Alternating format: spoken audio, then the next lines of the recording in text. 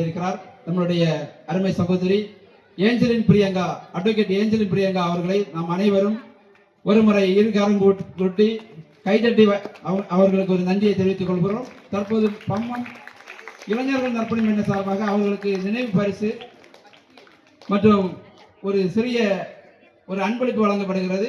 அதனை வழங்குமாறு பம்மன் இளைஞர் நற்பணி மன்றத்தினுடைய உறுப்பினர் சௌமியா அவர்களை அன்போடு மேடைக்கு அழைக்கின்றேன்.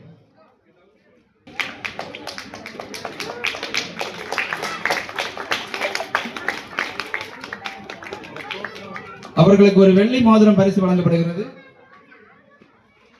தலைவர் அவர்கள் நினைவு பரிசு வழங்குகிறார்.